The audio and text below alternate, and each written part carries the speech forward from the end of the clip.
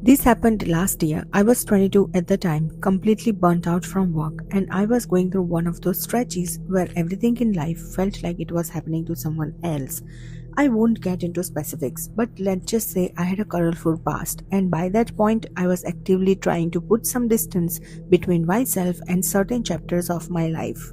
What I needed more than anything was to disappear for a few days. We have all been there. I must have been venting out loud because one day at work I found myself having a conversation with a coworker about this tiny island off the coast of Maine. The way he described it, the place sounded almost aggressively boring. No nightlife, barely any tourists after dark, and most people just took out the ferry out for the day and left before sunset. He said if you stayed overnight, it was like having the whole island to yourself, which was exactly what I was looking for. I found a vacation rental listing for a standalone cottage right on the shoreline. The price was suspiciously cheap and it was available on short notice, which probably should have raised some flags, but I wasn't exactly in a cautious headspace. I booked it without thinking twice. The cottage itself was small, just a single room with a bed, an unused kitchenette, and a bathroom the size of a closet. It was set back from the water, surrounded on three sides by a thick brush that pressed right up against the walls. The front faced the ocean, with a single window covered by thin, semi-translucent curtain that didn't do much to block the view in either direction. The walls were paper thin. I could hear the wind moving through the brush like it was right next to my ear. The door had a deadbolt and a chain lock that both looked like they had been installed recently, which struck me as a little odd for such an isolated spot, but I didn't dwell on it. I took the late afternoon ferry over and spent the early evening just walking around the island. It was kind of surreal watching the place empty out as the day visitors filtered back to the mainland. By the time the sun went down, there was almost no one left. No street lights, no ambient noise, nothing. I was pretty much left alone to enjoy the sounds of the ocean by myself. It was beautiful.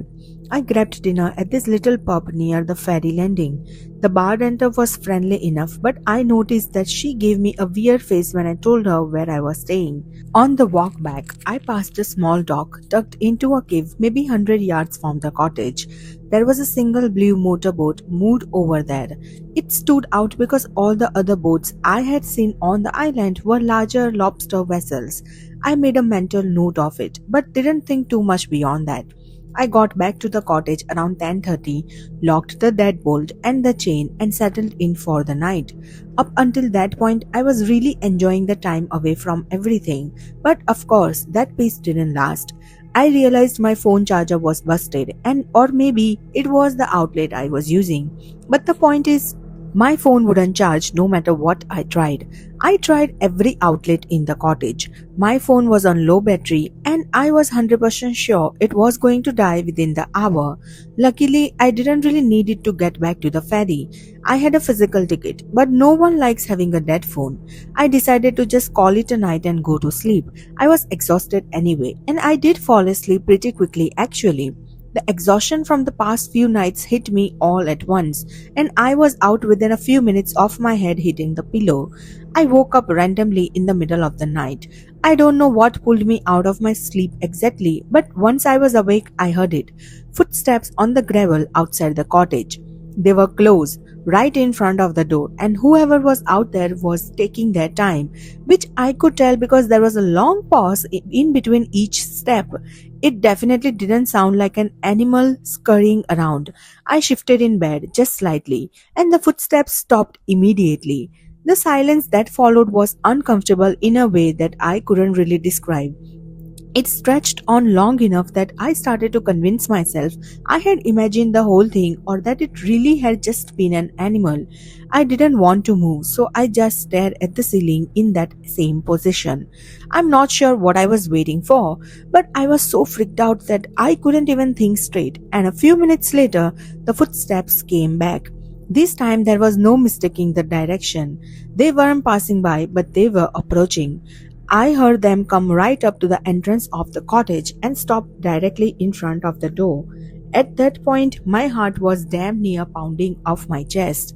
I felt like they could hear it, but there was nothing I could do besides try and be silent as possible. As if the situation wasn't bad enough, whoever was out there turned on a flashlight and tried shining it through the front door. I couldn't move because I was petrified in fear. That person clicked off the light and tried the door handle. I shut my eyes and prayed the deadbolt would hold, and it did. I thought that would be enough of a deterrent, but I was wrong. A few seconds passed and then they tried again, putting more weight into it this time. Then came several hard bangs, one after another. The sound was so loud in that tiny little cottage that I actually flinched with each impact. The bangs activated my brain though. The threat was more real, and even though I was still terrified, I knew I had to do something. So, without thinking, I jumped out of bed while that person was still banging on the door and crouched down behind it. I was fully prepared for what was about to happen, but instead of that person bursting through the door, everything went quiet again. I stayed crouched down for a few seconds, trying not to breathe too loudly, and then I still remember this vividly. Whoever was on the other side of the door spoke. I know you are in there, Leo. I almost yelled out in shock, but I stopped myself. It was a man's voice, one I didn't recognize, but he somehow knew my name. He knew I was there. The footsteps moved away from the door and along the side of the cottage. I tracked the sound as it passed the bathroom wall and continued around. He was taunting me. He knew I was in there. My confidence was gone. Hearing my own name was enough to make me dizzy. It was the scariest moment of my entire life. Over the next stretch of time, I had no idea how long, maybe 20 minutes, maybe an hour. Whoever was outside circled the cottage. I had no idea what they were doing, and a part of me was screaming for them to just break down the door and get it over with it already. Eventually, the footsteps receded from the cottage. Then, from the direction of the dock, I heard an engine start. It was the unmistakable sound of a small outboard motor. I listened as it pulled away from the shore and faded into the distance across open water. I didn't sleep after that. That's not an exaggeration. I stayed awake the entire night. The second it was bright enough to see, I was out the door. The gravel around the cottage told the whole story. There were heavy boot prints circling the cottage multiple times. The prints led in a straight line from the cottage toward the dock and ended right at the waterline. The next day was honestly a blur.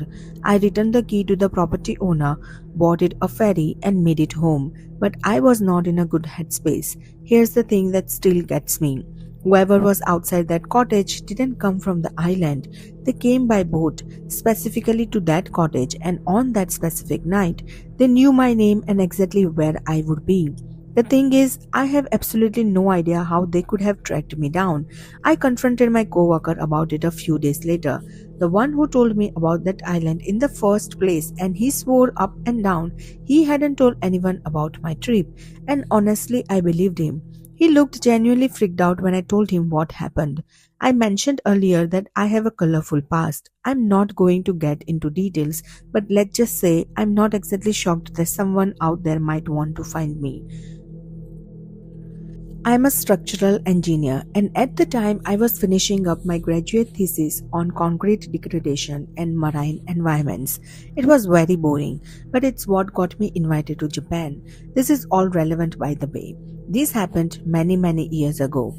I was in Nagasaki for an academic conference. There was this professor I had been corresponding with who had done extensive research on post industrial decay. His name was Dr. Yamamoto, and he pulled some strings and arranged something I never thought I would get access to, a research permit for Hashima Island. If you don't know Hashima, you have probably seen pictures of it without realizing. It's this tiny island off the coast of Nagasaki that looks like a battleship, completely covered in crumbling concrete apartment blocks. It used to be a coal mining operation, one of the most densely populated places on earth at its peak. They abandoned it in the 70s when the coal ran out, and it's been rotting ever since. It's a UNESCO World Heritage Site now. Tourists can actually visit, but only on guided tours that stick to a narrow concrete path along the seawall. Civilians are expressly forbidden from entering the actual buildings due to structural integrity concerns, but I wasn't subject to the same restrictions, of course, which was thrilling and a little scary. I had to sign an exhaustive stack of papers, basically waiving my right to damages should I injure myself or something. The morning of the visit, I took an early ferry from Nagasaki. It wasn't a tourist boat, but rather a smaller vessel arranged through the research office. It was just me and my escort, a guy named Takashi. He didn't talk much. I didn't really mind because I was so hyped about the excursion. The approach to Hashima play tricks on your eyes. When it first appears within your line of sight, it looks like deceptively small, insignificant almost. But then, as you get closer, the scale of it hits you. The seawall wrapping around the entire island, the apartment blocks stacked on top of each other, it really is something else. I had seen hundreds of photos, but none of them prepared me for actually laying my eyes on what I can only describe as a true wonder. Takashi gave me the briefing on the dock. I had access to several buildings beyond the normal tour route. He actually had a list, but there were still rules such as stay on designated paths, don't enter anything marked with red tape, don't remove anything, don't touch anything you don't need to, and stay within visual range of him at all times. He said that last part twice. I also had to wear a hard hat, steel-toed boots, and these bulky, reinforced work pants that made it a little difficult to walk. Despite all the excess gear, the first couple hours were amazing. I was taking photos, taking notes, completely in my own element. Takeshi followed at a distance, occasionally glancing at his watch. He clearly wanted this over with. We entered one of the large residential blocks around midday. The stairs were intact, but barely. You could see daylight through the gaps in the landing. Takeshi waited on the ground floor while I went up, which I thought was a little strange given his whole stay within visual range speech, but I wasn't going to argue. It was kind of irritating having him follow me around anyway. I was on the fourth floor, examining a section of wall where the concrete had completely separated from the rebar underneath, when I noticed something off. The dust patterns were wrong.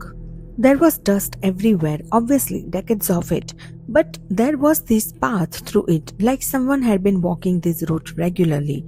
Not recently maybe, but often enough that the dust hadn't fully settled back. I followed it with my eye and realized it led to a room at the end of the corridor. I should have gone back to tell Takeshi, which would have been the smart thing, but I was curious and wanted to check things out for myself. He probably would have just ushered me back downstairs anyway, depriving me of ever getting an answer. So I carefully walked over to the room and pushed the door open. I immediately noticed two things, both of which were incredibly unsettling. Firstly, there was this weird smell emanating from the room that I didn't recognize. It didn't really smell like anything natural, but I couldn't recognize it as any kind of human smell either. I know that makes no sense, but that specific smell was genuinely something I have never encountered before. The second thing was even more confusing. The wall I touched was hot, or at least noticeably warmer than any of the other surfaces I had felt on the island. I stood there for maybe 30 seconds trying to process it. You might be thinking the warmth was probably due to sun exposure. And yeah, that makes perfect sense. That's what I was thinking too, even though there weren't any gaps in the ceiling, and I figured the smell could have been animals, even though I wasn't aware that any animals ever lived on Hashima. I went back down and mentioned it to Takeshi. His reaction was immediate and strange. He didn't ask me any clarifying questions or even seemed that concerned. He just told me that what I saw was impossible and that no humans or animals lived on the island. He didn't even ask me to take him to that room. When I insisted that he follow me so I could show him the smell for himself, he flatly refused. His reaction was really disturbing, to be quite honest.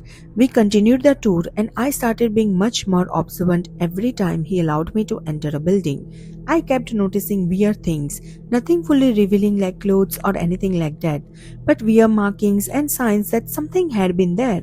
I say something because I didn't know whether I was seeing signs of a person or signs of an animal, which was the most confusing part. At one point, I mentioned more of these sightings to Takeshi, and this time he didn't even respond. Instead, he just pulled out his radio and spoke rapid Japanese into it.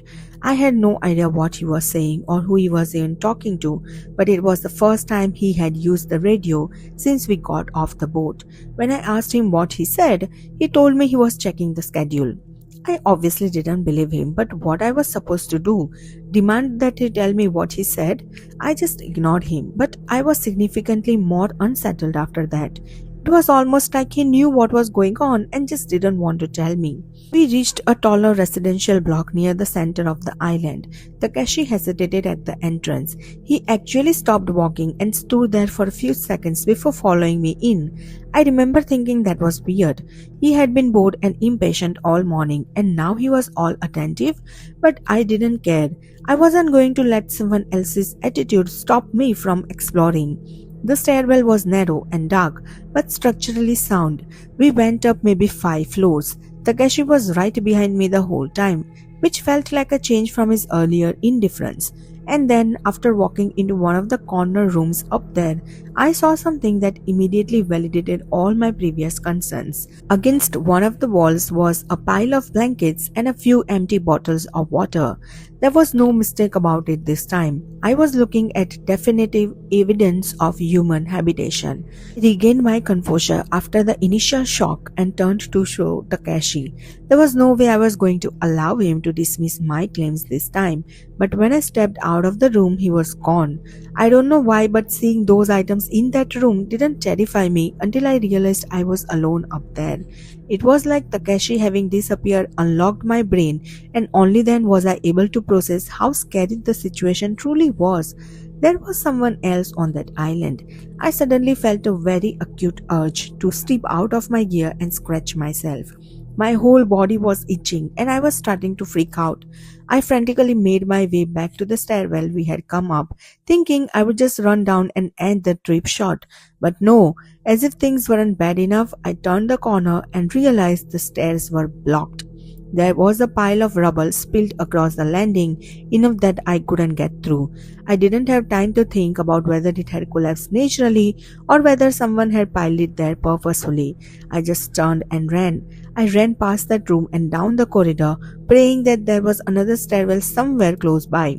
I didn't care about the structural damage anymore. I was so scared and didn't care about anything other than getting the hell out of there. As I was sprinting down the hall, I heard movement from somewhere behind me. It sounded like footsteps stepping out into the hallway. I didn't turn around, no chance in hell.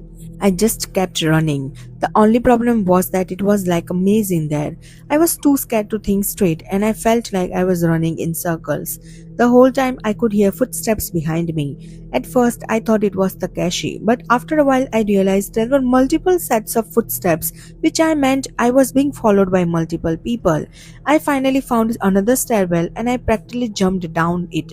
I don't remember much about getting out of the building.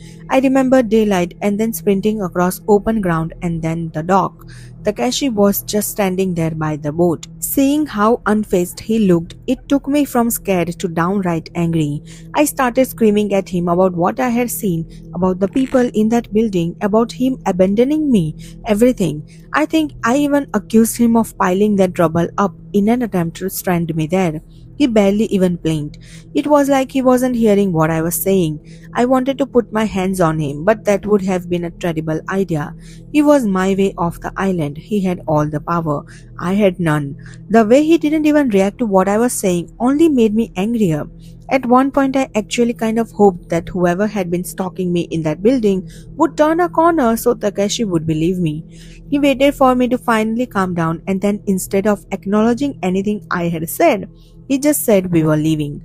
I didn't know what to think. I was still pretty unsettled and scared at what had just happened, but I was also horrified that this guy was refusing to acknowledge any of it. It genuinely made me think that he knew something about what had happened, or worse, maybe he had caused it himself. Maybe he had been the one to pile that rubble. But the worst part was that I had to sit through an entire ferry ride back to the mainland with him. I was genuinely worried for my safety, but we made it back and that was that. As soon as I got somewhere safe, the first thing I wanted to do was report my sightings that there were people on Hashima. That was extremely concerning, so I contacted the only person I could think to contact, the only person who had any connection to both me and the island, Dr. Yamamoto. But I couldn't get a hold of him. Fast forward 2 weeks, I was back in the US at that point and I still couldn't get a hold of him. It was like he had disappeared. I tried my best to report what I had seen to the relevant authorities, but I don't think anything came of it. I don't think anyone even believed me. It's been years and years and years since this all happened, but this is a story I'll tell anyone who will listen. Strangely, for me, it's not the experience that is weird, but what happened after. The fact that I couldn't get in contact with Dr. Yamamoto, despite him going to great lengths to arrange my visit to the island. The thing I regret the most is not taking more action to get to the bottom of what was going on there. If I had spoken Japanese or if I didn't have to return to the US so quickly, I might have been able to do something. This is something I'm going to think about forever.